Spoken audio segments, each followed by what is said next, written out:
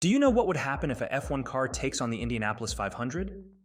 That race stands as a pinnacle in the world of racing, where cars zoom past at speeds exceeding 230 miles per hour, engaging in intense nose-to-tail competition over 200 laps. Ever wondered what would unfold if you introduced an F1 car to this mix? We looked into this question, exploring the similarities between IndyCars and Formula One. Both are open-wheel formula cars, boasting substantial downforce, and are powered by turbocharged V6 engines. However, there are notable distinctions between IndyCar and Formula One. IndyCar operates as a spec series, where all cars utilize the same Dallara chassis, the same aero package tailored to each circuit, and are powered by a choice of two engines, Honda or Chevrolet. This setup resembles the uniformity seen in earlier events. In contrast, Formula One follows a constructor championship model, where teams construct their own cars, albeit with some shared components, such as Williams using Mercedes engines and Haas utilizing Ferrari components like the steering wheel. IndyCar adopts this approach to control costs and promote closer competition, limiting opportunities for teams to outspend others for an advantage. In Formula One, teams invest vast sums, often hundreds of millions, in wind tunnel testing and computational fluid dynamics to develop their unique aero packages, sometimes tailored for each race. Conversely, IndyCar mandates uniform body, floor, and wing packages for all cars on the grid. Another notable difference lies in the tracks. IndyCar races on both ovals and road circuits, necessitating vastly different aerodynamic and suspension setups to accommodate these varied terrains. IndyCar offers three distinct aero packages tailored for short ovals, speedway tracks, and road configurations, each featuring unique wing designs, brake ducts, and suspension setups. The engines used in IndyCar races differ significantly, employing a 2.2-liter V6 with twin turbochargers. These engines generate around 570 to 700 horsepower, with race organizers specifying the maximum boost pressure for each event to regulate speeds and maintain competitive racing. In contrast, Formula One utilizes a smaller 1.6-liter engine with a single turbocharger. Manufacturers in Formula One have engaged in a relentless development race, investing vast sums to create highly efficient engines capable of producing over 1,000 horsepower, with approximately 160 horsepower coming from hybrid systems. Similarly, in the aerodynamics department, manufacturers VA to develop the most efficient packages, aiming to shave off fractions of a second around corners and minimize drag for maximum speed on straights. In contrast, IndyCar maintains a consistent aerodynamic setup throughout entire seasons, only making changes when a new specification car is introduced.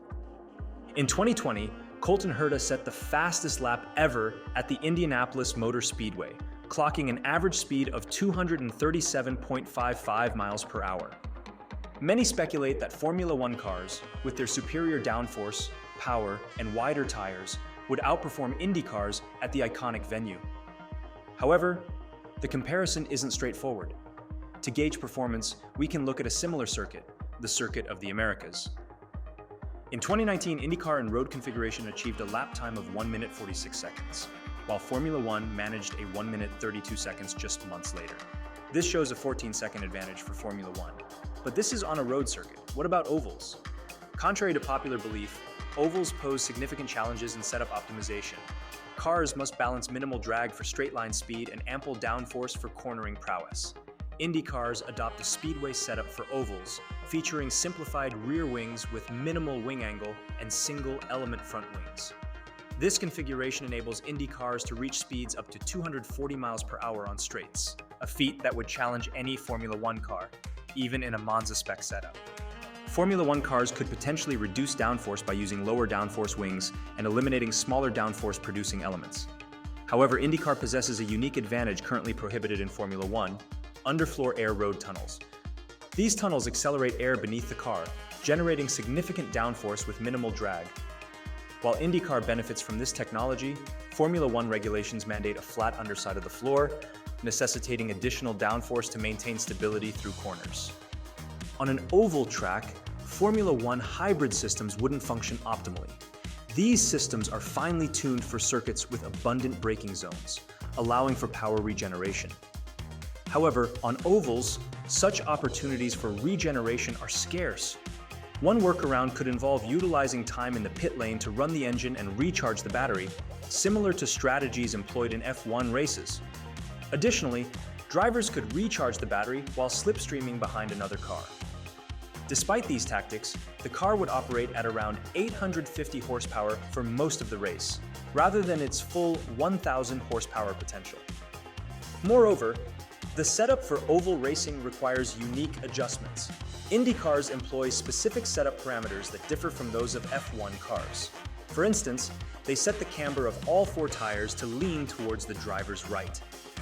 This configuration maximizes grip on all four tires as the car enters the corner, enhancing its ability to turn left.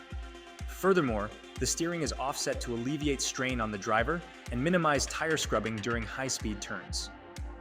The anti-roll bars are pivotal components in the setup of the car. They can be adjusted by the driver via controls on the steering wheel during a stint. As the car burns fuel and its weight changes, the balance of the car shifts. For instance, a stiffer rear anti-roll bar might be beneficial when the car is heavier, providing more stability. Conversely, it might need to be loosened for increased grip when the car is lighter. The mechanism behind this adjustment is ingenious. The anti-roll bar features blades with specific shapes that dictate their stiffness. By rotating these blades, drivers can fine-tune the car's handling characteristics. Additionally, drivers may wish to alter the car's balance entering corners. This is achieved using a device called a wake jacker, a small hydraulic ram placed on the rear right suspension. When extended, it alters the crossweight of the car, redistributing weight between the four tires. For instance, extending the rear ram can shift more weight onto the front left tire, providing either more grip at the front or rear, depending on the driver's preference at that point in the race. As you may already know, Formula One cars lack several features discussed earlier because they are not necessary for circuit racing, where the cars are typically set up symmetrically. However, on an oval track, different requirements emerge. Oval racing demands longer gear ratios compared to the shorter ratios preferred for better acceleration on standard F1 circuits. Although F1 regulations stipulate consistent gear ratios throughout the season, this aspect is overlooked for this comparison. Regarding straight-line speed, Formula One cars hold the advantage, boasting approximately 150 more horsepower. With a specific aerodynamic setup tailored for Indy, F1 cars could potentially match Indy cars in downforce production while minimizing drag. However, the crucial factor lies in maintaining momentum through corners without losing grip or scrubbing off speed. One significant advantage of F1 cars lies in their tires, which are 20% wider at the front and 10% wider at the rear compared to IndyCar tires. This broader contact area theoretically provides higher grip levels, enhancing overall performance. However, there's a significant obstacle to overcome. Indy cars are specifically designed for oval racing and excel at it. For an F1 car to match an Indy car's performance through corners, the entire suspension system would need a redesign to accommodate the left-hand camber and the intricate adjustments required for oval racing. Yet this is Formula One we're talking about. If F1 were to enter the Indy scene, teams would invest considerable time and resources, making catching up entirely possible. It would undoubtedly pose a challenge, but F1 teams are accustomed to such endeavors. In my view, Formula One could achieve parity, if not surpass Indy cars. With more power, greater downforce, and similar drag, it seems entirely feasible. However, it's worth acknowledging the remarkable capabilities of Indy cars, which are truly spectacular to watch as they zip around the circuit at speeds exceeding 230 miles per hour. You might want to check out this video where we're explaining the world of Formula One. Thanks for watching, and I'll see you in the next one.